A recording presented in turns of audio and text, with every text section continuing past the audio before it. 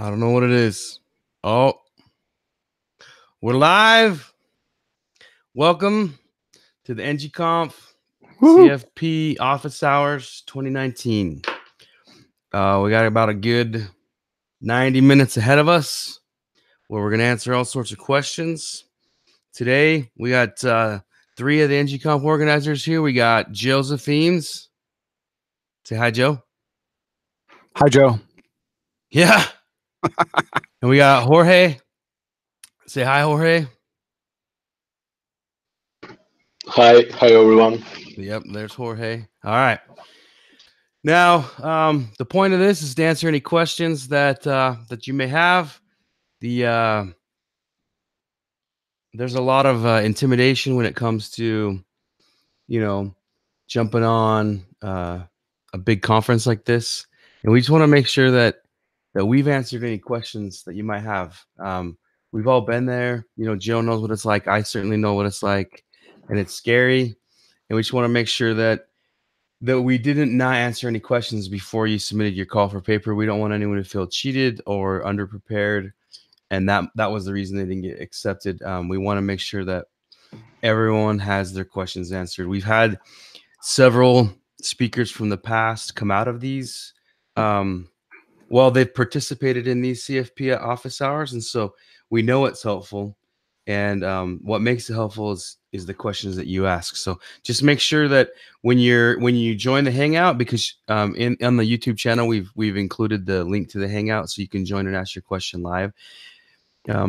If you're in the hangout, make sure you're here to ask a question. Don't just sit out in the hangout. Jump out and join the YouTube channel so that people can have a chance to get in here. And then yeah, we'll also be looking. I have the YouTube channel here, so I'm looking for questions on that. We'll be answering questions from the YouTube chat. We'll be answering from this live hangout as well. If you're hearing this, then don't ask your questions on Twitter. Ask them on the YouTube chat or on here live. So that's kind of what it's going to look like. So I guess, yeah, go ahead, Joe. I wanted to jump in. Yeah. She dropped off, but I wanted to. It was worth noting that we also had Deborah Carrata in the channel. Mm-hmm. And Deborah's been, how many times has she spoken? She would know, but now she ran away. Deborah, if you're still listening, jump back in the channel so we can ask you a couple questions. But Deborah's spoken several times, and she is also one of our pre-selected speakers. Right, Mm-hmm. She's up on the site right now. So she's probably also going to occasionally have some good input to some of these questions as well. Yeah. So totally agree. All right, so it's time to start taking questions. So I suppose Deborah's back. We need to. There we go. Deborah's back. Deborah. Sweet. Okay. So if you guys have a question for a previous speaker, feel free to pipe up, and we'll see if we can't get Deborah to come on. So, all right. So it looks like we got two people in the chat here with us. We got Dewey. Yes, we got Preston. Let's have Dewey go ahead. You got a question? Go ahead, man. Okay, so I want to know how much benefit that I can bring to the community. I mean, my topic. So far, I'm not clear about it. So how much benefit can you have on the community? I mean, my talk, how much benefit that I can give to the community. So I'm not sure I totally understand the question. Are you asking like specifically about, you have one specific talk example and you want to know on this one, you want some feedback on this talk example? Or are you saying like in general, if I'm speaking, how much benefit can my talk give to the community? Yes, that's right. All right. So the second one. Okay. So I think the question is, how much benefit does a speaker have on the community? And I think that depends. Joe and I, we watch monthly metrics on how many views each YouTube talk is getting. We know which talks are our most viewed. We know which talks are our least viewed. So it really comes down to your preparation and what you put into it. And also there's an intangible question, which is how much does the community identify with your talk? And it's hard to know on that. Like John Papa saying, hey, here's how you use VS Code. Everyone really likes that talk a lot, right? Like, and so it really kind of depends. What do you think, Joe? So I totally identify with that. I think there's another metric to realize and discuss, which is like how much does it touch a specific person, right? Like, Hello, everyone. hey, Israel. Hey, how are you? Good. So there's been so many examples of a talk that was given where somebody needed like that specific talk, right? So it's not just a matter of is it going to see a ton of views, right? Or is everybody in the audience going to love the talk? But also, is it going to like solve a really important problem for some people, right? Or inspire people? We've got so many stories of people that have come to ng-conf, seen a talk, seen the community, met people, and been inspired. So, and then there's not only the value that you bring with your talk, but also there's the value that you bring as a person, right? You show up, you're there at ng-conf, you're a speaker, you're participating, you're engaged. You're meeting people and they see you up on stage, and that inspires them to take the next step in their career as well. Those are all benefits that people can bring. Does that answer your question, Dewey? Yes, that's great. So I have another question. So I never went to the NG conference. So I am preparing a topic that I want to share. Is there anybody that can help me review my content and give me suggestions? That's a fantastic question. So one of the things that over the 6 years of this conference, Joe and I have worked to try and make sure that we're one of the best conferences out there at doing is helping prepare the speakers for the big day. And we have a series of things we do to help you get ready to give your talk on the big stage. We have a professional speaker coach that we bring on, and anyone of the speakers who would like to book time with that professional speaker coach, we make sure that they get time with that coach. And if your initial time wasn't enough and you want more follow-up time with them, we go ahead and we book you extra time with them. Another thing we do is we have you pair up with another speaker, and we have you give your talk to them, and we have them give their talk to you. And we expect you two to give each other solid feedback. And we have you do this about 2 weeks before the conference. So 2 weeks before the event, you're giving your talk to another one of the other speakers. And then subsequent to that, the day before the event, Joe and I and Jorge and a couple other people sit down with you, and we go through your slides with you, and we make sure your slides are something that is what we want on the stage. If you've got content that we feel is not appropriate, we ask you to remove it. If you have too much text and we want you to cut it down, we'll ask you to cut it down and make it a little bit more simplified, or add some extra pictures or some live code or whatever. So we try and go above and beyond and give you all the help that you're going to need to make sure that your presentation is on point. Now, I think there's also some more to be said. I think in the past, a lot of times speakers have done one of two things. Either they've been speaking enough that they don't want much in the way of extra help, right? They feel confident in what they're doing, so they don't want a lot of extra help. Or I think also in the past, a lot of speakers have been hesitant to ask for additional help when they want it. And what we want to be able to do is to say, hey, as much hand-holding as you need in the process, we're willing to give. So if that means, let's start from the very beginning. I want to speak. I don't even know that I have anything useful to speak about, right? Sometimes just sitting down and having a brainstorming session with somebody who's experienced can really help. So if that's where you're at, if you don't even know what you want to speak on, but you do want to try to speak and submit a topic, we will figure out a way to get a brainstorming session with you and either one of the organizers or a community member who's experienced at speaking that will sit down with you for 10 to 30 minutes and just talk about what do you know and what might you be able to potentially submit a topic on, right? And to request that help that Jill's talking about, you send an email to speakers@ng-conf.org. And that's kind of our place where you can go ask those for that kind of help prior to talks being selected. Okay, Right. okay. I will Now, do that. understand that there is a finite amount of time that people have. Certainly as organizers, there's a lot of community that wants to volunteer and help. So we're dependent on finding time and finding community that wants to help. So we can't necessarily promise that we'll be able to take as much time as we would like to with you, but we will absolutely, if you send us a request for help, we will do our best to find and hook up that need.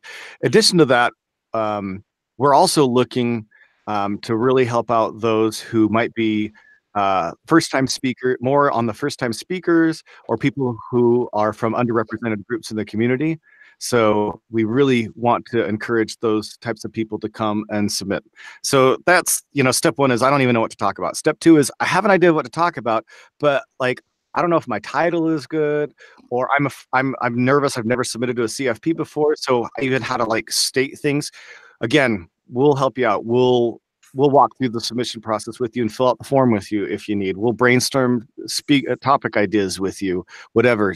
Send an email into the that speaker email if you want some help with that. Then once you actually have been, that's like before you get accepted. And then once you have been accepted, then we have all that stuff that we were talking about before, which is we'll review your slides and we'll hook you up with another speaker, and we got a speaker trainer. But even if in that point you really want some help, you're like, hey, I've got some slides, but I don't want just review, like I want some help producing them. Then we'll work to help you out, and either between us or community members who want to volunteer their time, we'll help you get some work done to brainstorm and improve the quality of your slides. Yeah, that's great. I like it. So I'm at stage 2. I have something to talk. I want to be well prepared and get some coach. Okay. Yeah. Send an email to speakers@ng-conf.org. And that's the best way to get that help. Okay. Thank you. Yep. That's all my question. Cool. Thank you. We got some more people here live. I'm going to do a couple questions real quick, Joe, if we can. I'll ask them, you answer them. These are from YouTube. Dylan Butler says, does my talk have to be streamed, filmed, uploaded to YouTube? My company won't let me speak if that's the case. I would say, yeah, unfortunately, I don't see. So here's the real problem about that. The main product of ng-conf is the videos. They will be viewed hundreds of thousands of times. Am I too loud? Just keep it short, because we have a ton of these. Right. So we have to produce it to YouTube. There's just no way around it. Unfortunately, that's the benefit, where all the costs that go into producing this is for people that can't afford to go or can't make it or whatever, for them to benefit. So unfortunately, I think that is a requirement. So we have another question. Bunyamin says, the CFP has been open for a while. Will I know if I get selected before the end of the CFP? No. Yeah, no. We how this works is once the CFP is closed, it's literally about a 19-hour meeting. And I know that sounds crazy to some of you, but we take it seriously, and we like to sit down and go over it all in one fell swoop. So we sit down shortly after that for about a 19-hour meeting, and we narrow down all the talks. We fly people in from out of town and to help us make these decisions, and we get it done in one punch. So we'll let you know shortly after the CFP closes, but no one will know before the CFP is closed. All right, Joe. What are some tips for someone wanting to present for the first time at the conference? And then we'll go back to people in the hangout. What I think I would probably list 2. 1, be bold, right? Mm-hmm. Realize that you have a lot more to give than you might think. Like, get rid of that inner imposter syndrome. Just be bold and understand you've probably got a lot to give that other people need. And 2, spend time specifically on your title. That's my 2 tips. Yeah, see, we take some criticism on the fact on how much importance goes into the title. But when you look at like 500 talks, and if we were to give each talk 60 seconds, if you divide 500 talks by 1 minute, that gives you almost 10 hours of reviewing just the first round, just to read each talk one time. And so really we need help, and we need something that is going to stand out. And if you want to stand out, really your best talk title for someone trying to dredge through 500 talk submissions is to have a fantastic talk title and a fantastic 4 to 5 sentence description of your talk. And that makes a difference too on YouTube, right? They're going to get more views. The community is going to benefit more when they see a talk title that really speaks to them. Yeah. All right. So In here, we've got Israel, we've got Shabir. So let's ask Shabir. You have a question for us? Yeah, so I was just curious to know if one person can submit more than multiple titles, or rather multiple talks. In the sense, just in case if somebody has a lot of ideas, can they just put all that in just one name? Yeah. So the answer is definitely. When someone submits, let's say 10 talks, you're only going to make it on stage for one. We're not ever going to pick Oh, more yeah, than yeah, one. that I get it. So Got it. what we'll normally do when we see all your submissions kind of lined up is we'll pick the 3 that we like the most, and we'll move those on to the next round, and we'll kind of kick the 7 we like the least, and we'll kick them out and allow us to focus on the 3 ones that we thought were the best.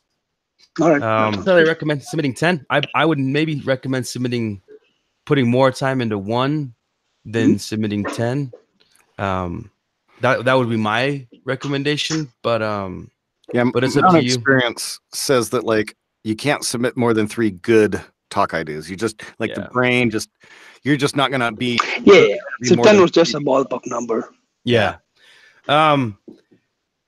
So one thing that people do commonly, just to talk to your point, Shabir, is some people have a good idea for a talk, but it might go a little long. So they'll also submit the same thing as a 1-hour workshop.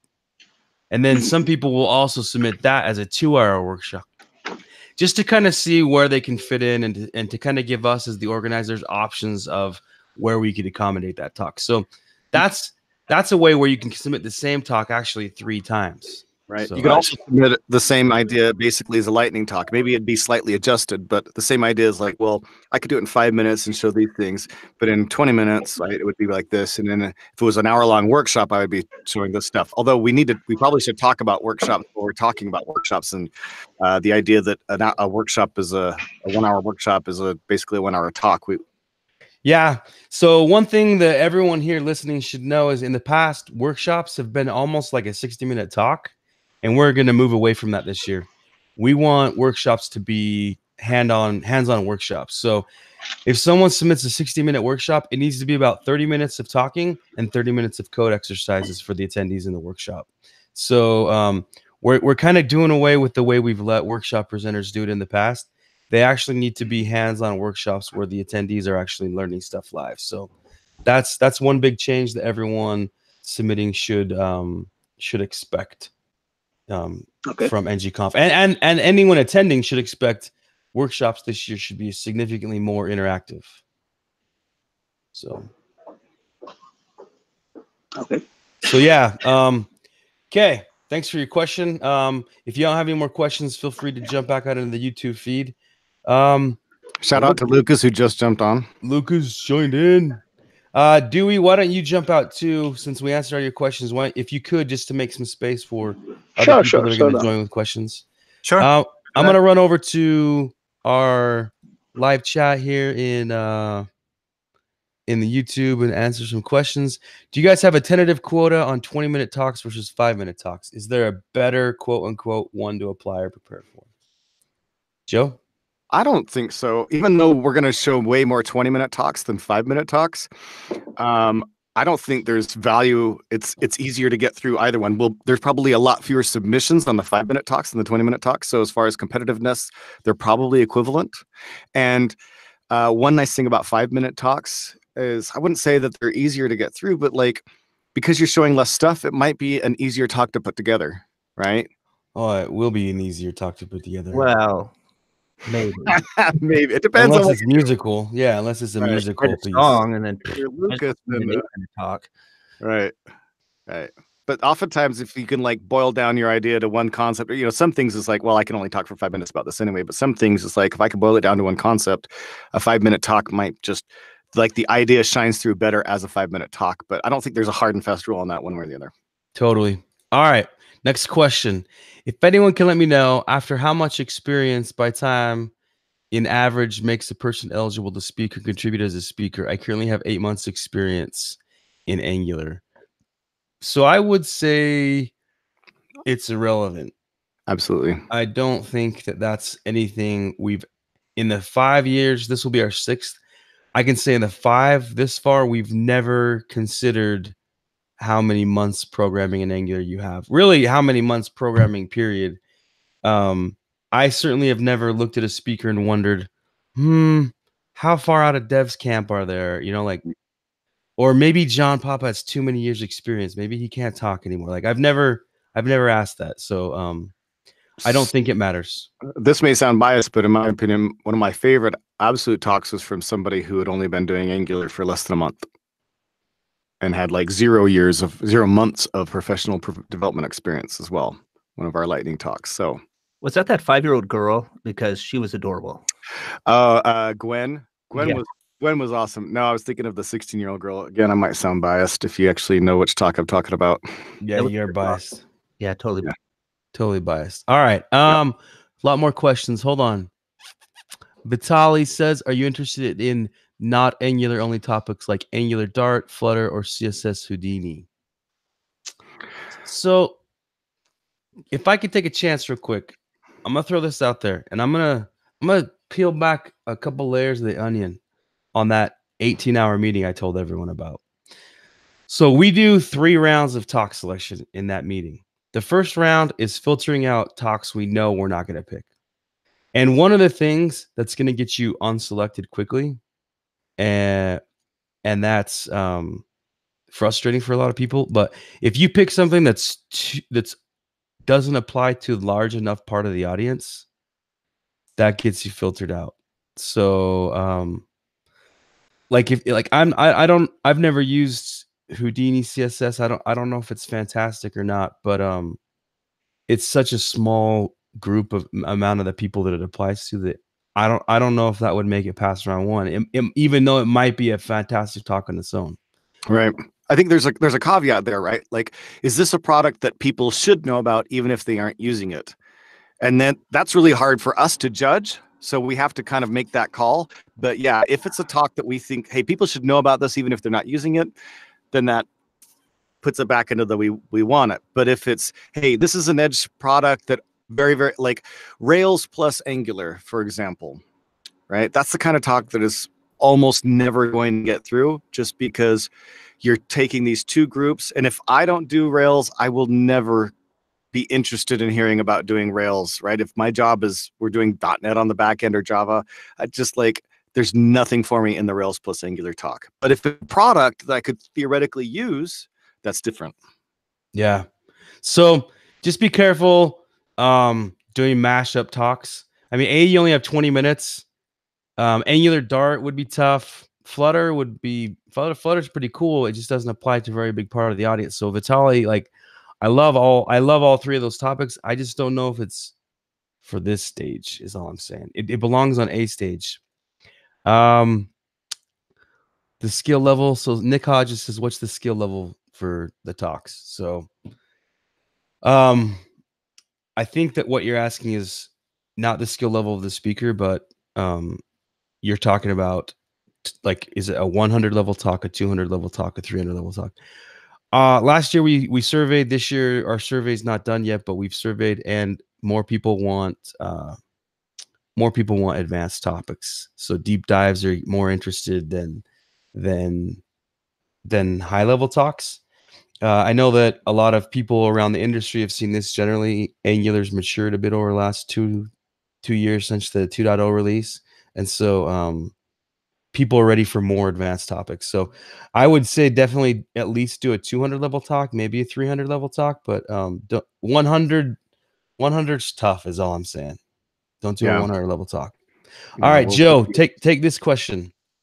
I would like to see speakers from the Middle East. I'm thinking to contribute in the near future once I get a little more experience. What do you think about that? Absolutely. Please. I'm begging you. Yeah. You should reach out to me, speakers at ng-conf.org, and see what we can't put together. We would be more interested than you even at having that be a thing. Do you accept 5-minute talks from the other world, like New Zealand, or are they more people who live closer? Oh, so I think that person's saying, will you pay for my flight and hotel and conference ticket if I'm only given a 5-minute talk? And the answer is definitely. We just want the best talk, and so we're not totally looking at where you're from when we're trying to put together the best conference. So that's not to say we do a blind talk selection, but when we want to talk, we want to talk, and it's as simple as that. We don't say, well, think about the cost of the flight for that. Like we know we want the talk, and so we get that talk. Yeah, So, it's not to say we don't deal with budgets and we aren't empathetic to, like, we're lucky that there's enough people buying enough tickets that the budgets are high for ng-conf. There's plenty of conferences that's not true. And so as much as we're grateful that we can do that, that's not true of all conferences. Olivier, if you're still here, you want to ask your question real quick? He has a team meeting in a minute. Go ahead, Olivier. Hey guys, let's say that I have a really nice idea for a talk, but I'm not sure if my subject will be finished before the end of the CFP, meaning that maybe I want to change the topic a little bit. Is there a way to do that? So if you submitted, and I think when you submit, it gives you a link to go back and edit. I'm not sure, but I would save the links when you submit. But let's pretend you've lost the link in your browser history, like you couldn't find it. You could email speakers at ng-conf.org and just say, hey, I want to change my thing. I submitted with this title and I want to change it to this title, or I submitted without a co-presenter, but now I want to have this person as my co-presenter, or like whatever change you want to make, you could submit it that way as well. And now, are you talking about changing it before the CFP is done, after you submit, or after the CFP is done and after your talk's selected? Maybe after the CFP is done. I think that would be really tough. Like, I wouldn't say that we haven't made that decision, but usually it was like we accepted a talk, and then the submitter came back to us and said, hey, I submitted this, you accepted this, this was a great idea, things have changed, right? Like something changed about Angular that says this talk is not the right talk anymore, and so I want to switch it and redirect it. But in that case, I don't think it's ever been like, I'm going to do an entirely different talk. You're just an accepted speaker. We're usually at that point, we're like, well, we have a number 2 that was like so close that we wanted to put in, so we want that one instead. But if it's like, I've got to change my talk in a significant manner, it's still about the same topic, but changing significantly, then we've done that. But the other way is basically sort of a carte blanche, like we're just asking you to give a talk. And that's, yeah, we don't run our CFP that way. Unfortunately, we're like, what, 4 months out when the CFP closes, so it's a little bit longer time frame than some conferences. But so we're sensitive to the thing. Now, what you could be is if you submitted and said, hey, I want to submit on this topic, and there's this thing, and that thing is not going to be finalized until like February, so there's some details I cannot give. That would at least give us enough information to make a decision based on, all right, we're going to either do or not accept this talk based on the fact that we don't have all the details until February or March or whenever it is. But if it's like, I want to submit a talk, and if I get accepted and I decide I want to do something different, can I? Not really. Yeah, no, it's more like it's not finalized. Yeah, I think in that case, just them putting all the details of, this is what I know, and this is how cool it can be, but I just don't have many of the details until this date. And of course, then, what is the risk that it might take longer than that date, right? And it not even be ready, so. I see. Okay, thank you. Yeah, no, thank you, man. Yeah, good question. Fun at your team meeting. Yep. Peace out. So Lucas is dropping off. Okay. I think we're good. Let's go back to these talks over here on YouTube. Let me find a question for you, Joe.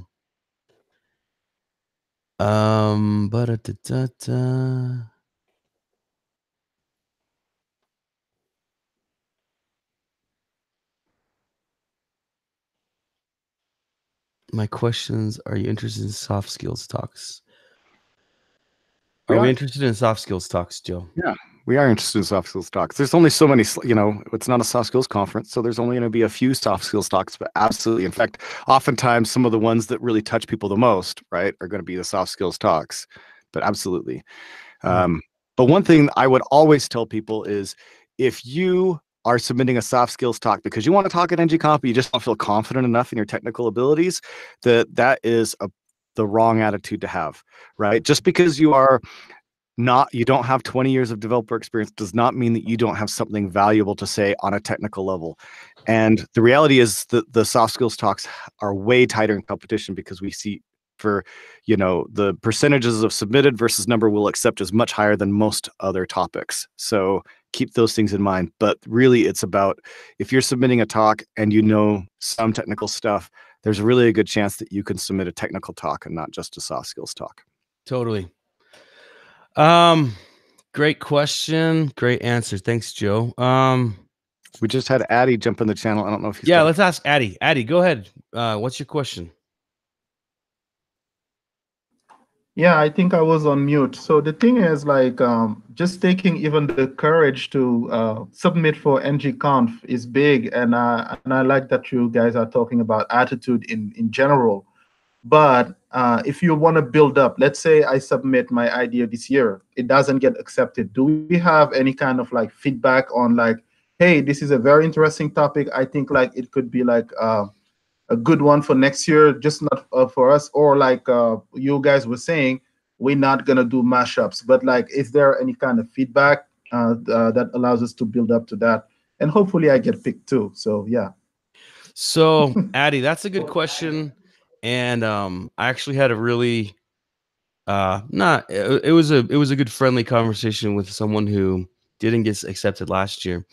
Last year we did something new, and we're definitely doing it again this year. And that is, if you do not get accepted, we let you know, and we're trying to be as polite and respectful and thankful as we can in that email, letting you know it's not accepted. And what we do is we provide you a link where you can request feedback on why you didn't get accepted, because not everyone wants to know, but the people who do, we certainly want to make sure we can tell them. But with 500 applicants, it would take us, it'd take us a month of straight writing emails to get everyone the feedback they need. So we let people request, hey, why didn't I get accepted? And the way that people progress across round 1 to round 2, round 2 to round 3, round 3 to the final talk selection, we keep notes on those, and we can remember who made it how far, and so we can give you feedback on why you got dropped in round 1, or why you made it to round 3 and didn't get picked, like, you know what I'm saying? And so yeah, we'll definitely give you feedback. Once you get to round 3, the answer is your talk deserves to be on stage. If we had more speaker slots, we would have put you on our stage, and we just simply had to pick what we thought was best, and yours, for one reason or another, didn't get accepted. And sometimes we can touch on the tangible there or the intangible, but other times it breaks our heart to say no to most of those round 3 people, because they're fantastic talks. We wanted to hear them, but like, just with a limited amount of space, we're not able to. So what do you think, Joe? Yeah, no, totally. I think we all recognize that round 3 gets to be far more subjective when it finally comes into it. And sometimes it's a matter of, I think the audience might like this topic or might respond to this topic a little bit more than this topic. And it's not the quality of the talk anymore. It's about which topic you chose, right? And yeah. So it gets to be really subjective at that point. Yeah. Yeah. Fair enough. I mean, if I was even lucky to make it, if I'm lucky to make it on 3, that would be make me a happy camper already. So let's get there first. Yeah. It's interesting because we remember the people from round 3. At least, I mean, I know I do. I remember their names, their faces, what they wanted to talk about. And I see so many people that made it to our round 3, and I see them speaking at other conferences. I've met, in the last 2 weeks alone, I met 2 of them. And so if you made it to round 3, you have a fantastic talk idea, and it belongs on a stage at a conference somewhere. So so yeah, if you get that feedback, definitely take that to the bank.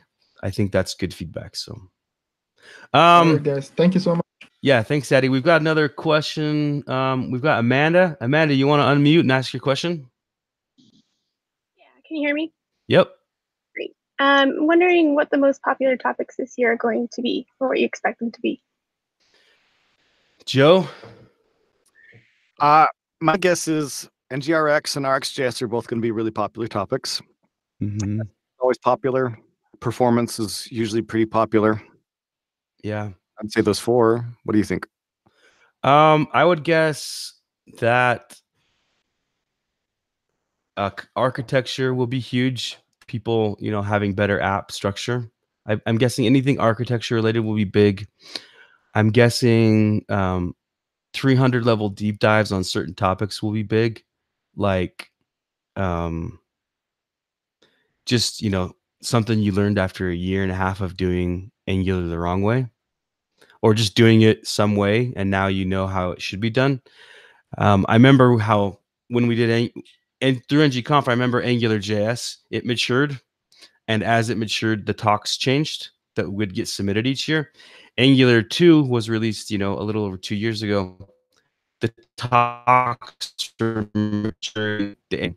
So I would agree with Joe. NGRX is huge, and some of us disagree with that, but the community as a whole thinks that that's how it is. And so NGRX will be huge. But I think 300 level deep dives will be the biggest thing, the biggest area where people will be submitting, if I had to guess. And 300 deep dive implies, like, can you expand more on that? Yeah. So let's say you were going to do a 5-minute talk. 5 minutes is enough to talk about one thing, basically, right? So let's say you're like, hey, I want to talk about a problem I had with observables. Maybe I subscribe too often, so I had to come up with this elaborate unsubscribing because I leaked memory. And so then maybe you're like, hey, now here's the other way I had to, like, you came up with some advanced pattern to make memory leaks through RX manageable.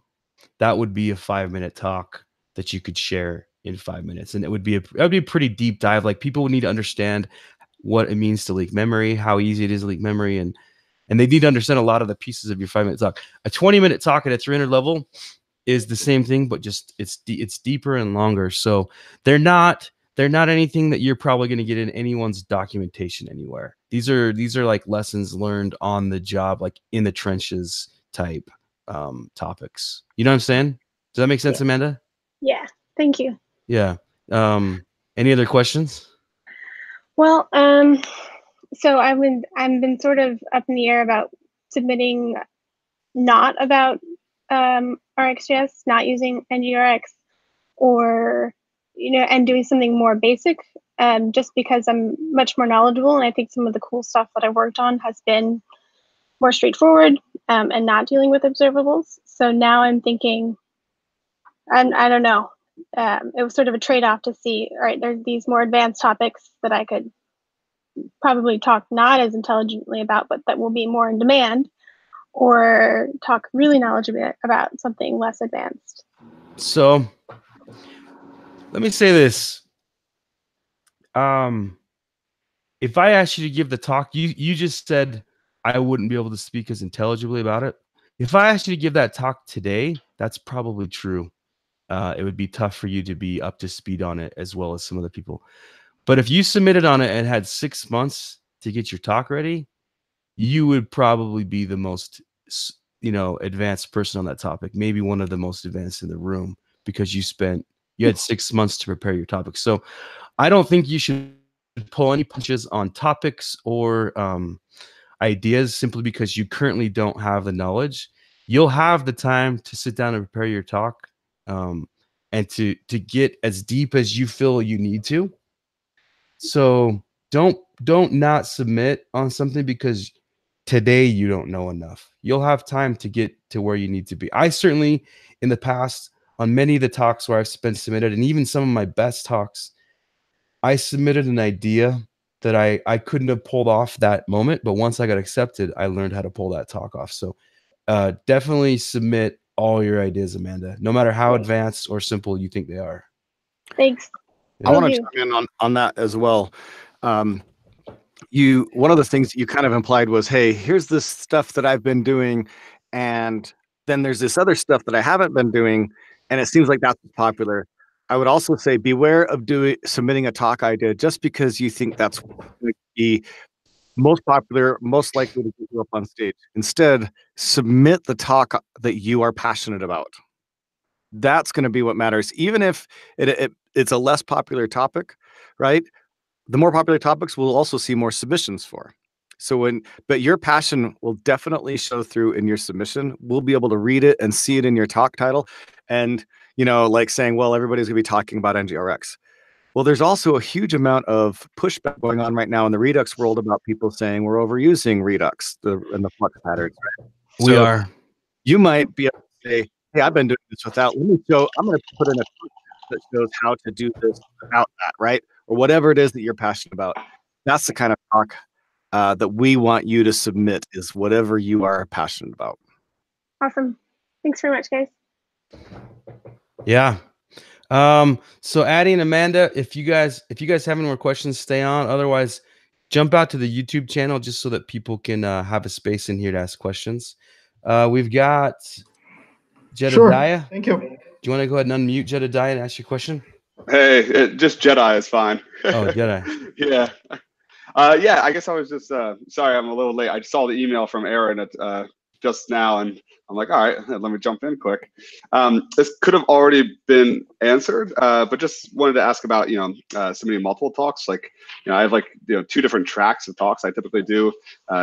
Some one side is on the is like more kind of like like relatable and like inspirational, and more is on operations. The other side is more technical. Do you guys have a preference this year, or? Yeah. We're going to pick both less technical and technical, but we're going to be picking more technical than non-technical. Like, there will be more advanced level talks than there will be intro level talks, but there will be intro level talks. So it's not to say don't you dare submit an intro. It's just to say we will have more deep talks. Okay. And what about for like for kind of like process management, DevOps, that kind of jazz? Is there going to be a large population of kind of technical leads coming out?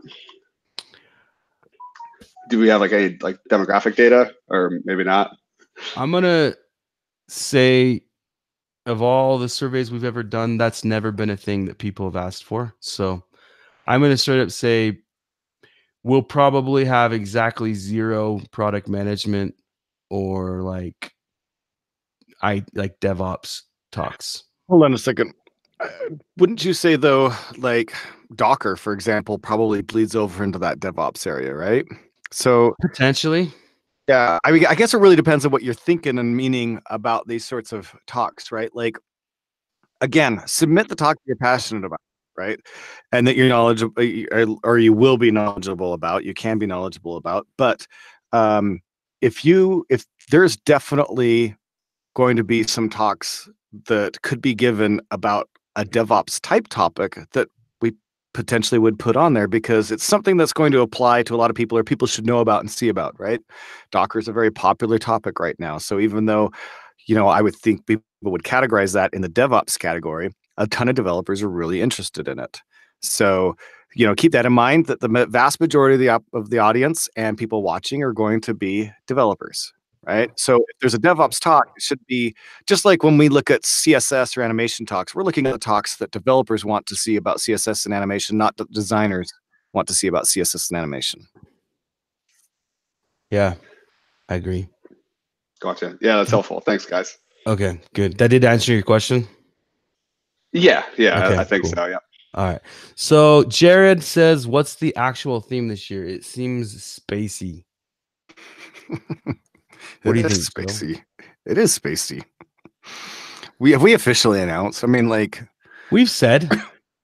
Everyone. I mean, we've tweeted it and we've emailed about it, so it's not like it's a secret. Yeah, the topic is space, but not like nerd sci-fi space. It's more it's tough to say science-based space, because like Neil deGrasse Tyson rips every space-themed movie ever and book apart.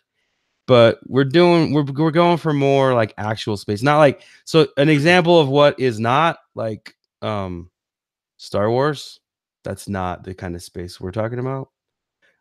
But like NASA level stuff or The Martian, like the book The Martian, that would be something like those are things that we would be more willing to talk about. So yeah. Maybe a little bit of some elements of some classic sci-fi, a little 2001 Space Odyssey. Yeah, a little bit of that. So yeah, so that's the topic. So Israel had a question in the channel too, in the chat for the hangout. Israel did? Go ahead. Yeah. He jumped out, but I'll read it and you can answer. This is my question.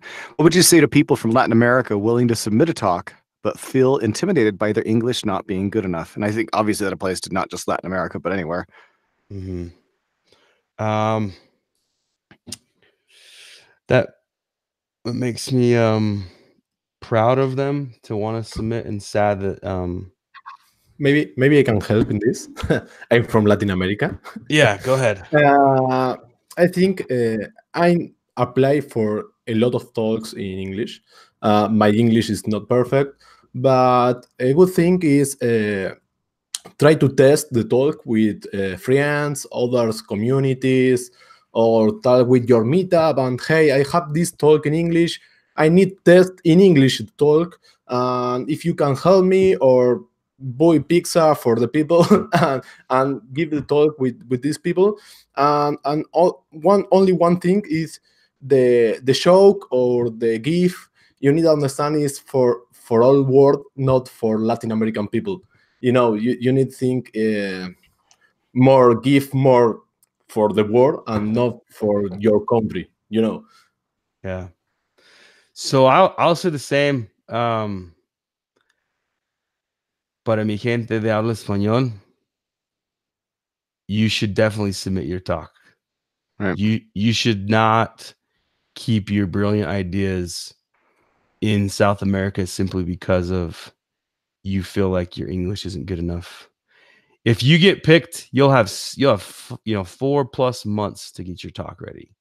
That's more than enough time to practice each of your slides and to just polish up what you're going to say. So just submit it. Like, don't hold back. And it's just not for Spanish speaking people. Anyone who's got a brilliant idea, I don't care what your native language is or isn't, you should submit it. And yeah, that's my recommendation. I would say that if you are in that situation, obviously submit, and then once you get accepted, we will absolutely help out to help make whatever adjustments need to be made for the talk to be an absolute success. Obviously, it's going to go out to an English-speaking audience in addition to around the world. So we're going to do whatever that takes. So that means, obviously you probably have to put in more effort on your point to memorize maybe more of the talk, so that the words that you will be using in English, you can practice the pronunciation on better, but also will help you hook you up with English speakers that can listen to your talk and give you feedback specifically on the communication, right? Or look at your slides and help you look at them just for their ability to communicate to an English speaking audience, that sort of stuff. We are totally on board with making whatever steps we can make to make your talk a success once we have accepted it. And the vice versa, when you want to submit, if you're worried that, hey, when I submit, because I'm not a native English speaker, it's going to hurt my chances. And I would say, unfortunately, that's probably very true, because unconscious bias can't be, completely ignored. So in that case, definitely reach out, ask for help, and we'll help you put your submission into a good, like native English, so that you communicate the ideas very clearly to the submission committee, so that your weaknesses in English don't hurt your chances of getting accepted, and instead the talk can stand on its own. Yeah. I would say one thing though. I'm going to give this feedback because I feel like it's important. When the team and we're picking talks, and we've been there for 18 hours, and we're trying to finalize the last few talks, it gets really difficult to see, sometimes we have 2 talks on the same topic and we have to pick one. And sometimes things like grammar help us. We use grammar to make those decisions. So I would say definitely, if you feel like you have an English grammar problem or you want help, reach out to speakers at ng-conf.org, or find a friend who speaks, English as like a first language level, and ask them to help you proofread your submission before you submit it, so that it's as polished as you could make it. Like you want to send that submission off in the best possible format. You don't want to have any holes left in there, anything that after 18 hours might be scrutinized and cost you your chance. And if you've already submitted and you need to make those corrections can be made after submission too, before selection time. Totally. So that's my take. Joe, we have a question from Chaos Monster. He wants to know if we want enterprise talks or niche talks. Probably depends on what it means by an enterprise talk, but I think absolutely there are plenty of enterprise talks that we will want to see. Good architecture type talks, performance type talks. A lot of performance talks just aren't going to apply to people who are working on really small startups, because they don't have the large enough sets of data to worry about it. That probably qualifies as an enterprise level talk. Again, if you're ever doing if enterprise means lessons learned because we built a big project and we're going to tell you how we built our big enterprise project, that's not going to get very far in the selection process. But if you take the lessons that you learned and turn into a good talk, right? We just don't want to see a demo of some app that you did, and while we were building this app, we encountered these 5 problems and solved them. Nobody wants to see them. So yeah, that's not going to go. That's a good point to talk about. Like, during that round 1 of talk selection, we cut out a lot of talks that just aren't going to be on the stage, and it's very obvious they're not going to be on the stage. Like if something only applies to a microfraction of the audience, it just gets removed round 1. And one of those, and there's a lot of these that get submitted every year. It's very popular. So a lot of people feel like they're unique in wanting to submit this, but they're not. Everyone submits these. We call them lessons learned talks. And the description goes like this: at so-and-so company, we've spent such and such time building a large Angular app, and we've learned these lessons along the way. And then they're going to give me a talk about what they learned. That's not going to get picked for our conference ever. We've never picked that talk. We actually we explicitly kind of go through and filter those out. However, it's so simple to take that talk and turn that into something that I will pick with my eyes closed. Like, let's say you learned something crazy advanced about RxJS. I don't know. I just picked that topic, or routing, or forms, right? Don't submit with your lessons learned idea. Just submit on that topic, because I'm giving you 20 minutes to talk about something. And what I don't want is 7 of them spent on you talking about your team and the errors you made. Like, I'm not going to give you 20 minutes to talk about like fluff that no one's going to learn from. What you need to do is talk about the forms problem that you learned about, or the RX problem that you learned about, or whatever the problem was. Talk about that for 20 minutes and submit that as your topic. Don't submit at X company we learned these lessons. Like, that's just never going to get picked. So, and when you submit that idea, don't state it, here is what we learned. Instead, say, here is how to, here's how to create your own routing provider. That can be done. Very few people know that can be done, but Aaron has done it. Mm-hmm. And so a talk on here's how to create your own routing provider, that gets through, and that's built on whatever it is that you learned. Don't submit, here's what we learned about routing while building a big Angular application. We don't want that. Don't do that. Yeah, we're not going to pick that. We like you, but we're not going to pick it.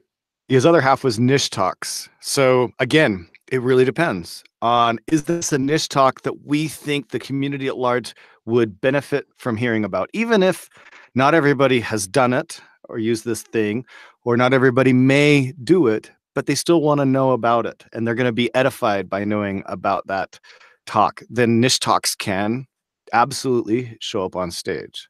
But it's got to be, it's a little bit of a crapshoot, right? You're rolling the dice a little bit. And it gets to be pretty subjective because we got to make some calls, right? We get another big category of talks that we get submitted is, here's this open source library that either I helped contribute and maintain, and I think this is going to be a huge thing. And maybe it is. It might be a huge thing. But if we can't take, really key stage time and take some really awesome talk off to put on a talk about a thing that nobody really knows if it's going to be huge. Like StackBlitz got on stage last time, and they're a tool, right? And that's an open source project that they maintain. They didn't get on until StackBlitz was already becoming a big thing, right? We didn't show a StackBlitz talk 2 years ago. It would have been cool, but we can't look in the future 4 years and see what is going to be the hot thing. So, and on that topic, they killed their talk. Oh my gosh, did they ever kill it? Yeah, if you want to like buy the numbers how to kill a 5-minute talk. Eric and Albert killed their talk. So StackBlitz is a perfect example of niche talks that work. A lot of times your niche talk, it looks like a commercial when you submit it. And so we a lot of times have to filter out commercials. When you have 500 talk submissions and 18 hours to pick talks, the commercials category of we can't put this on stage. Yeah. If you've got an open source library that you just want to promote to the world, don't submit. Yeah, like here's an example of like a really big open source library that, well, it's not really open source, but it's big. But like Clarity is huge, and I've used Clarity at work, and I love Clarity. It's by VMware, and I think people should use it more. It's a fantastic library. If someone submitted on Clarity, I'd probably say, I don't think so. It applies to such a small part of the audience, even though it's fantastic. We don't have room for commercial. I can't take a presentation that applies to everybody off the stage for something that applies to a small amount of people. And that's just one example, but there's so many of those every year. And Clarity team, don't hate me. I love your project. I've used it and you know it. So yeah. That's another good question. All right. So niche, some niche, yes, some enterprise, yes. Preston Lamb says, is it okay to give my talk at other meetups and conferences, Joe? Absolutely. What we don't want is that pretty much your exact talk has been given at another major conference and recorded and put on YouTube. That's what we don't want.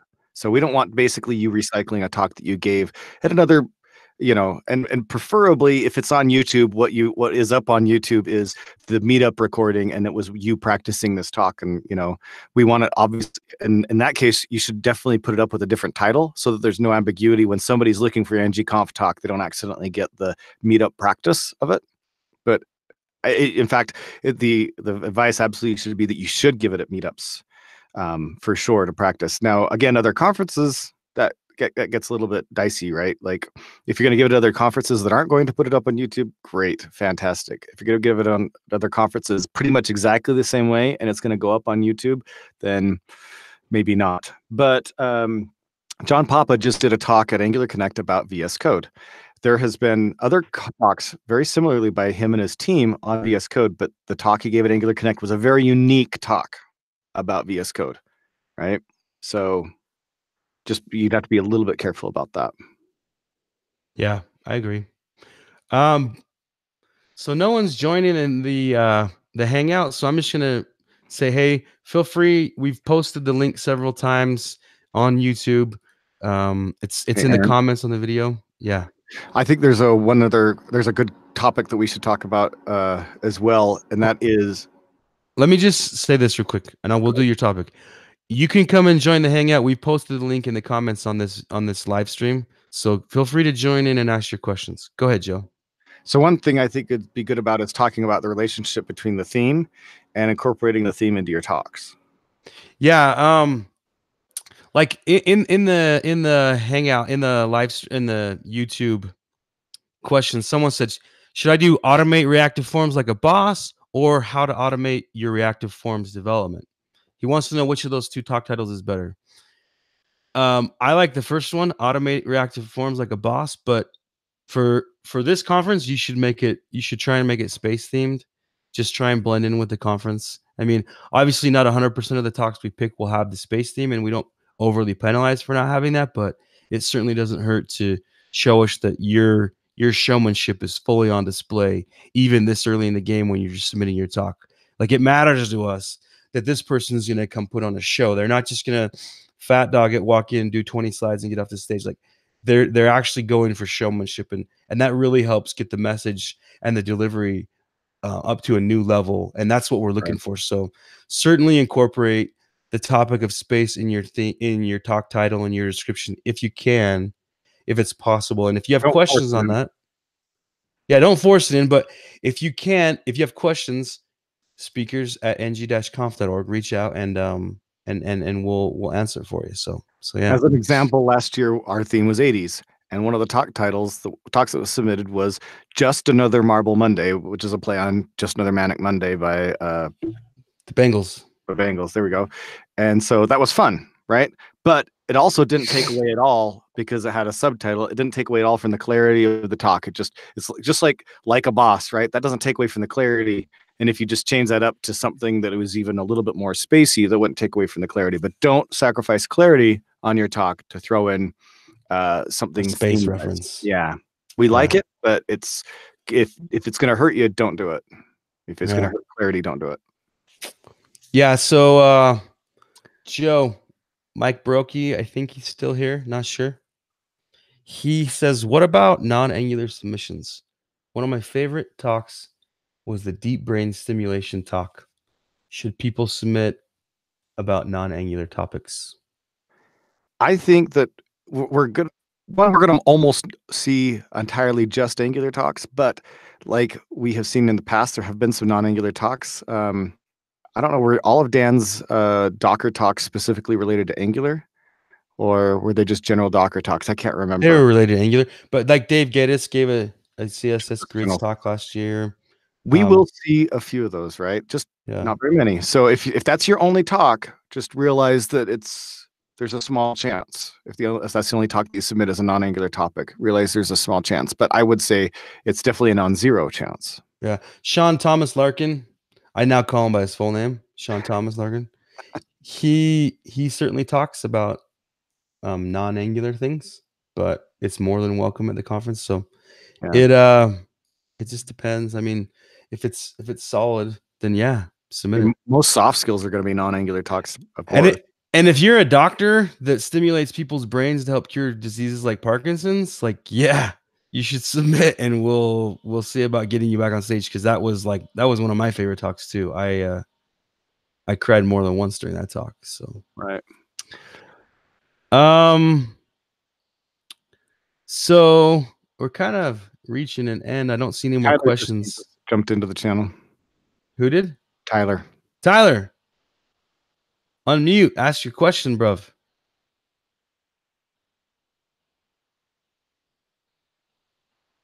I'll unmute him. I can't unmute him. Tyler's there. He's unmuted. We just don't hear him. We don't hear you now, bruv. Type your question in. This is awkward. Sirkin from Germany says hi. What's up? Brokey's too shy. Doesn't want to join the live stream. Come on, Brokey. Eames, you got a rabbit over there? Got a rabbit. Nice. He's gonna be helping answer the questions. All right, good. Dude, Matrix reference. Follow the White Rabbit. If only this is a 90s theme. Next time. Next time. Yep, next time. 90s doesn't get as good of a rap as it deserves, right? Totally doesn't. So much great stuff from the 90s, including The Matrix, one of the greatest movies ever. Just Spice Girls. Oh, yeah. Right? Yeah. How can you beat Posh Spice? Ginger. That's how. Anyway, no, there's a lot of killer things from the 90s. Brokey's on and unmuted. You called me in, so I figured I'd come say hi. All right, man. As a former speaker, come answer some questions with it. Tyler, we still can't hear you, bruv. No, we can't hear you. But you can type your question into the chat if that works. Yeah. I'm gonna go over to the YouTube. Bunyamin's got another question. Should we try to fit our talk in 20 minutes? What if it's a bit longer than that? This is a fun answer. That was kind of why I popped in. Brokey, what if it goes longer than 20? Then you just blame it on Shai Resnick. You blame it on Shai. Yeah.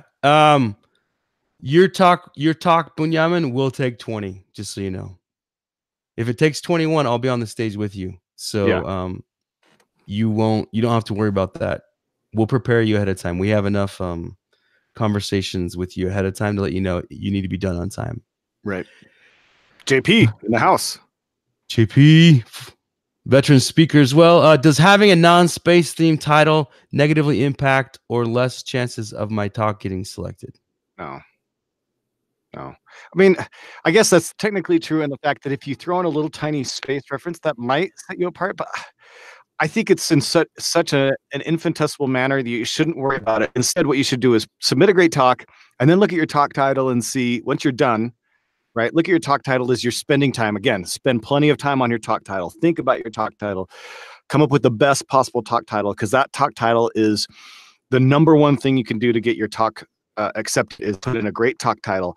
And while you're brainstorming those ideas for the talk title, blank like a boss, whatever, can you put in a space reference to the talk title? I would say it's more important. So here's a great example at Angular Connect. Aishagul, I always butcher her last name, Yonat, gave this talk on augmented reality. She showed this application that she built on her phone, and what it did was, as you look through the phone, looking at the room, it put dinosaurs out in the room, and the theme for Angular Connect this year was dinosaurs. So that was the sample app that she built. The talk title had nothing to do with dinosaurs, but in her talk, she incorporated the theme.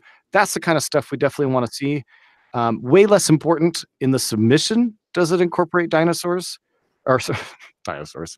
Does it incorporate space? It's fine if it does, but help us make the theme fun for everybody, and having it somehow be part of your talk would be great and just make the conference more fun. But as an importance issue, there's almost nothing is less important than that, right? Yeah. It is unimportant, but we like fun. We definitely like but fun. Let me say this. If we get down to the wire and we have two talks, let's say we have two talks on the same topic, and I have to pick one. If one of them sounds better, I have to, even if they both sound fantastic, I have to make an arbitrary decision, totally subjective and based on my opinion alone and the other opinion of other people in the room, which one sounds better. Both of them deserve to be on a stage. If we had an extra day at the conference, they'd both be on stage, but I have to pick one. Sometimes that kind of thing helps make the decision, is all I'm saying. I think one of the reasons that helps make the decision is it shows some personality through and passion, right? If you've put so much time and effort into thinking about this that you came up with a really funny, clever talk title, whether it incorporated the theme or not, I think that showing that personality through can often be the clincher between having your talk selected or not. I also would say in the past, we've done this. We have taken submissions and we've been like, oh my gosh, this is a great talk, but the title should be this from our theme. And we've gone back to the author and said, we love it, but will you change? Are you okay changing the talk title to be this and incorporate this in the theme? We've done that. So it's less about being important to get through submission and more about we want the whole conference to have plenty of the theme into it and fun in it. Yeah. If your talk's fantastic on its own and we must have it, we'll make it in there. And if we really care about the space theme that much, we'll add it in after. Or if it feels natural, it's sometimes it just sticks out. It's just obvious. It's like, oh my gosh, they totally missed that if they did this would be hilariously awesome and clever in their talk title. Yeah. John Papa, An Angular Force Awakens during our Star Wars theme one year. Perfect talk title, right? Incorporated the theme, communicated clearly that it was about Angular becoming a thing, right? It was, but it didn't make it in because of the talk title. It made it in because it was a great talk. True. We all read the description. We got Tyler's question. Tyler's got a question. He says, talk description. Do you have any advice on the ideal length and format? Does the quick 5-sentence elevator pitch versus a YouTube link giving us a rough version of the talk so you can see our personality and delivery? I'm going to say don't give us a 5-minute YouTube video link, because if everyone gave us a 5-minute YouTube video link, then we'd have 500 times 5 minutes, 2,500 minutes divided by 60 minutes in an hour. Like we'd have a stupid amount of hours that we're never going to do. Like we'll honestly just read what you put and move on. So it's an economy of scale. It doesn't scale. So we base it on talk titles and talk descriptions. So have a killer talk title and spend 1, and if it's really important, 2 paragraphs in your description. But each paragraph should be 3 and maybe 4 sentences long. Don't go crazy on wall of text hurts you. Yeah, don't give us homework. Like, don't make us study your talk title. Like, but it's really your typical marketing advice, right? We are just as susceptible to that. If we can read a few sentences and really grasp the concept, that's going to set you apart from somebody that maybe would deliver a better talk, but they spent, they wrote an essay about what their talk is going to be, and just the brain power it takes to understand and comprehend that just wasn't available. And I get the desire to want to baby it and describe every single facet, every single amazing aspect of that's going on inside your brain, because I get how exciting it is to talk at a conference, like especially a conference this big, like ng-conf is so big. And so you need to fight that instinct and submit the best talk title, because whatever you submit to us, that's what we're putting on the website. So we're not going to put a 2-page essay on our website, and we're not going to have enough time to read a 2-page essay either. So it needs to be a perfect talk title, a perfect talk description. And for us, it definitely goes towards the fact that we do these shorter 20-minute talks. So a 20-minute talk is hard to do. You've got to the magic in a lot is what you cut out of your talk idea. And that's the same thing in your description. The magic is in what you cut out of your description. So if you can cut it out of your description to keep your description short and concise, then you can cut it out. It shows us that you can cut it out of your talk to keep your talk short and concise. Do we read the additional info fields, Joe? Yes, we do. Every one of them. We read every piece of text that is given to us. Again, outside of if it's a 6-page essay, I think there's been times when we haven't read to the end. I can't, off the top of my head, think of that because I can't think of one that was that long, but there's been ones that are long enough that by the time I'm reading the description, I was really tired. Everything that you type, I would say we would read, unless you make it so hard for us that we have to cut you off. We're kind of like Ron. What's his name from the Anchorman? Yeah, Ron Burgundy. We're like Ron Burgundy. We'll read anything you type. So, great reference. Yeah. John Papa had a question right before. Yeah, how many 5-minute talks are there this year? I would say we'll probably have somewhere between 4 and 8. No less than 4, but I don't think we'll go higher than 8. We normally don't get too many 5-minute submissions, so it is a good area to submit a 5-minute talk in, to be honest. And but yeah. So do we read the additional info fields? You already answered that, Joe. Yeah, we read everything that you put in. Do we accept joint speaker submissions? Chaos Monster asks this on YouTube. Joe? Yes. Yep, we definitely do. Does not hurt you at all. Nope. It doesn't hurt. We've had up to 3 or maybe even 4 people on a talk before. As long as the topic is applicable and people can learn from, we do. We definitely do joint talk submissions. Someone was here and I was going to give them a chance and they dropped off. How long did it take to grow my beard? It's taken me a while. Question. It's a question. Do you trim it? I pay a barber. I'm not good. I tried to trim it and it looks wonky, so I pay a guy to trim it.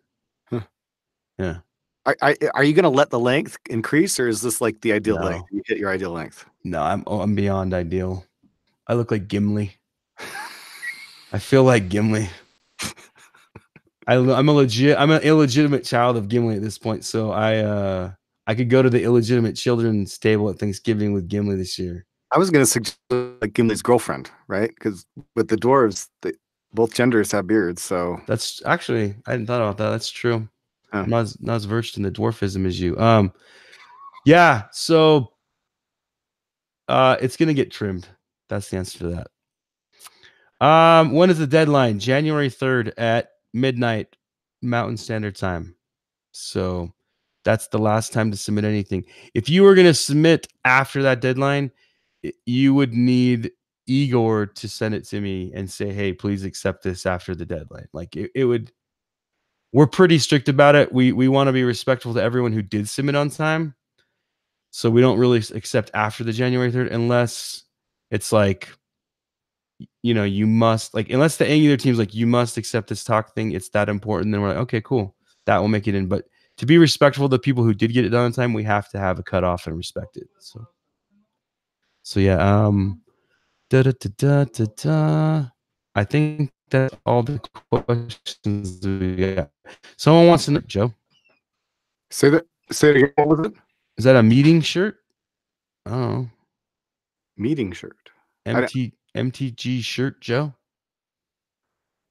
I don't. It's in the comments. It's on YouTube. YouTube's, yeah.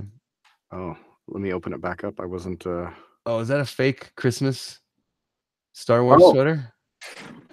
Oh yeah, that's what they're asking. Yep. Yeah. Yep. Right there. Ugly Christmas Star Wars. It's actually a sweatshirt, not an actual like knitted. Yeah. Sweater, but yeah, I'm so excited for the season. I've got these like seasonal Star Wars garb, and I can finally wear it. I'm so excited. And I see, Jorge, you're over there shaking your head. You're shaking your head in jealousy. I know. You're obviously like, man, if I could only be as cool as Joe wearing his ugly Star Wars sweater. Everybody's thinking that right now. I'm thinking that. I wish I was as cool as I appear to be because of my ugly Star Wars. Who's that guy with the Star Wars? That's what you're saying. Yeah, that guy's awesome. I want to be his buddy. I want to be his. Does that guy want to be your buddy though? He does not. No, he just. He's too good for me. Hashtag self-hate.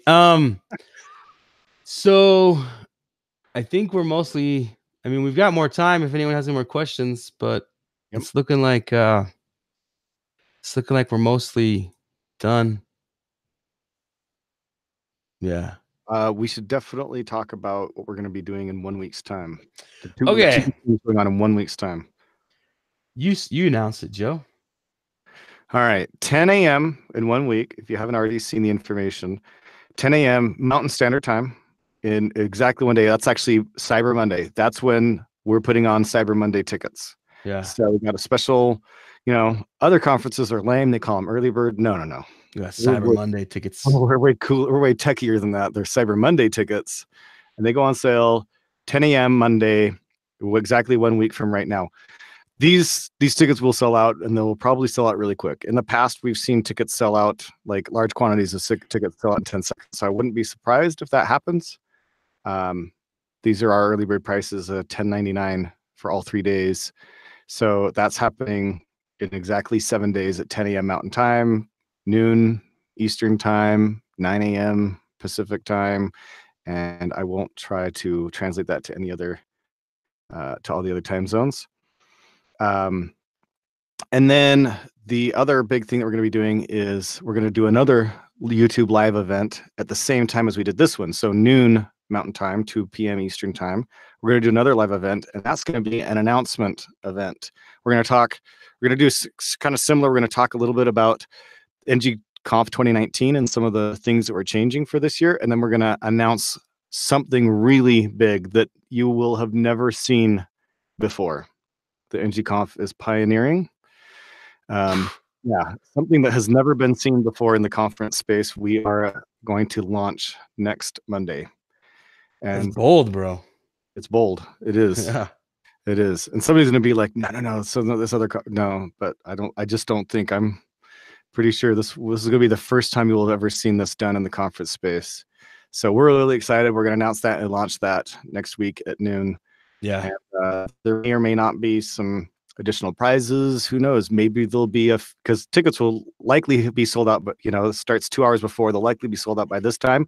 Maybe we'll throw out the opportunity for a few more Cyber Monday tickets during the live event. Wow. So if you don't get them there, you may want to stay on the stream to grab a few more. So Vasmi asks if tickets will be on sale after we announce the speakers.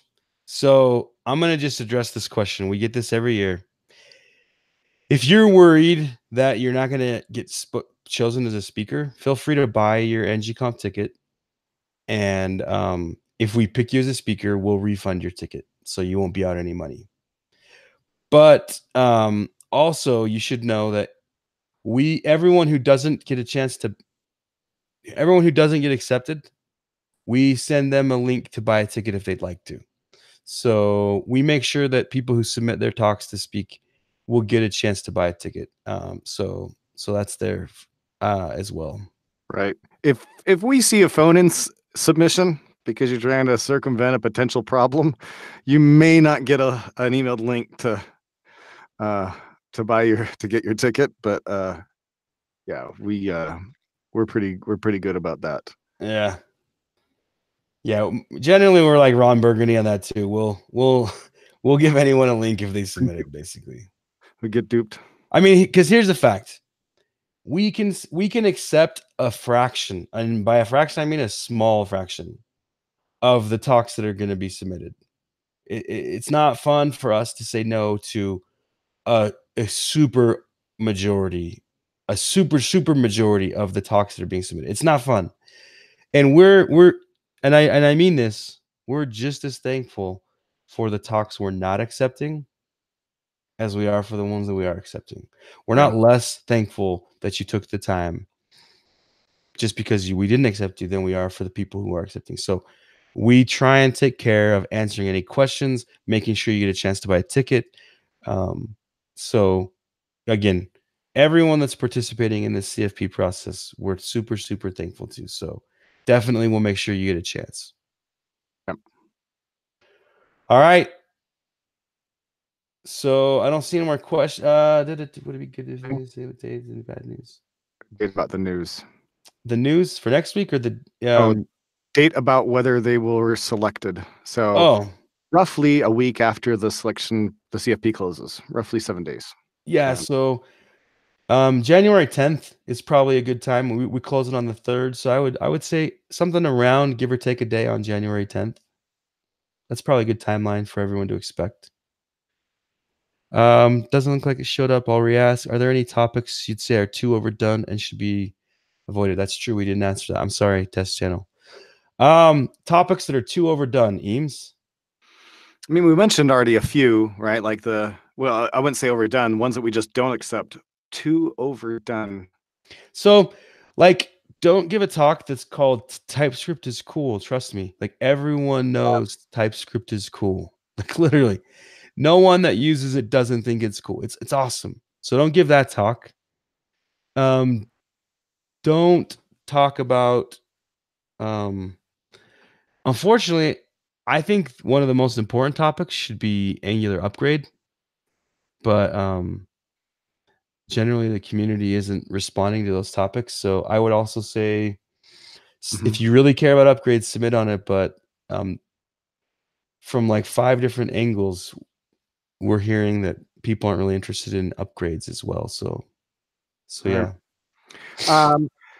I would say we get a lot of submissions about animations in CSS, right? So I wouldn't necessarily say it's overdone because we have talks about them every year, but be very careful when you're submitting on animations or CSS.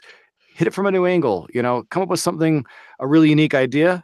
And if you don't, then submit about something else. You'll actually have an easier time getting through the submission process on, like, I would say CSS and animations is probably our most popular submitted core. Definitely one of the most popular topics that we see. So it's by far one of the most competitive topics. Yeah. Another thing that's probably not great to submit on is, like, if someone submits, what's new in the Angular CLI? I'm probably going to pick the Angular CLI team to give that talk, like the team from Google, the people writing the CLI. If you want to say, schematics with afterburners and like give some crazy awesome schematics talk, well, that's different. Right. But like, hey, what's new in the Angular CLI? That's more of an Angular team submission. So don't submit something that the Angular team or the NGRX team or someone's Ben Lesh is going to be speaking on, but like talk about something also awesome on the same level, but just like pick a piece of it. Don't try and give a framework team talk, if that makes any sense. So yeah, Sam Julian, big hug to Sam. I said that you're one of my sources, but I love you. I love Sam. We're beard kindred spirits, by the way. Are you really? Yeah. Have you not seen him recently? Yeah, we're total beard spirits. That's good to know. Yeah. Any other questions? Oh, hold on. Let me back up. This is specifically for Sam. If we're gonna have one person speak about upgrade, it's probably gonna be someone like Sam. So that's just a fact. It is overly submitted on. That's why I talked about it. But we're gonna have one. If someone like Sam submits, he's generally recognized as the industry expert on it. So yeah. Anyway, we have a mention about volunteering at events during ng-conf if you get it submitted as a speaker.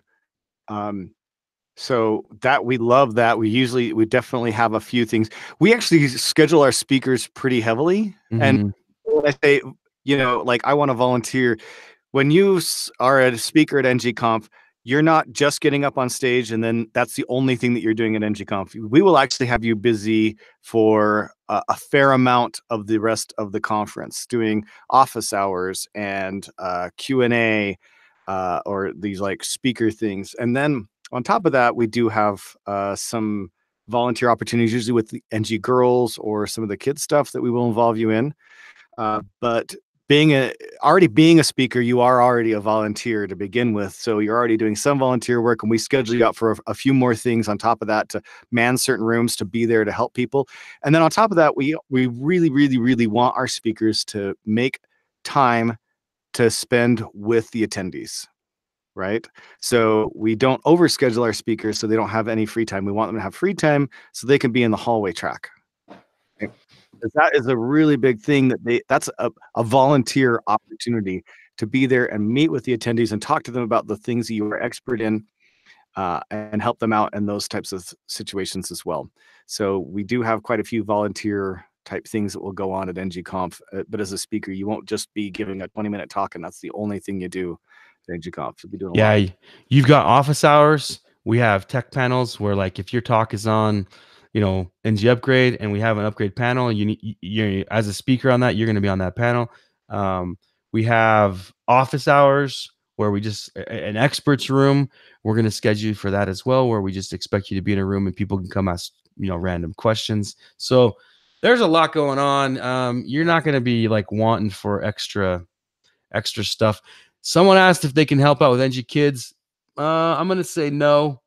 People are pretty sensitive about their kids, so we're not going to let randos, like people in the room with the kids. We have a paid team of like certified people that are certified to work and teach kids. So that's NG Kids is no, but we have a lot of other opportunities that we can work with you before that. So yeah.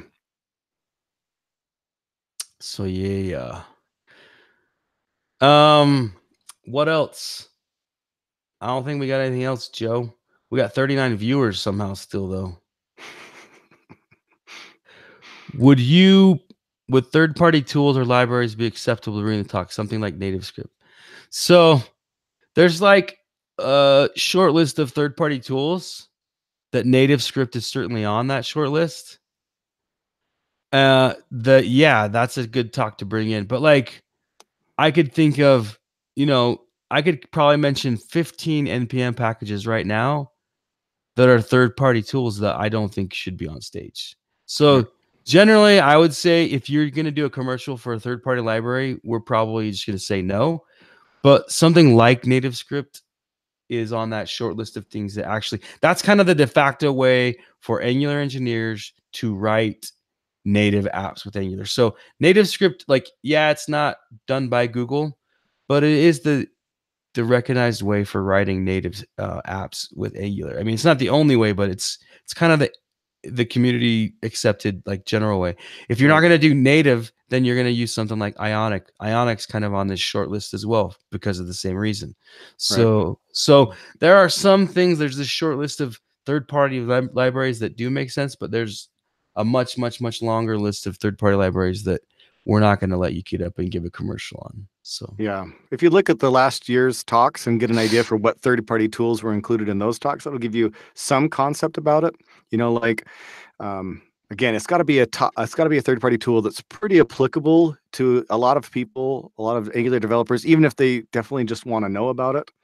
But like Aaron was saying, you know, like if you submit on Clarity, is that what it's called? Yeah, Clarity. Yeah, Clarity. Yeah, that's probably not going to go. But as Aaron was thinking, I was like, you know, what would be a cool talk would be, I'm going to compare all of the third-party component UI libraries and tell you which one is best, right? Or implement something in each one of them. Well, that's different though. That would be a fun talk. Yeah, that would be a good risk to take. But that's a different kind of talk, right? That's not a commercial at that point. Yeah.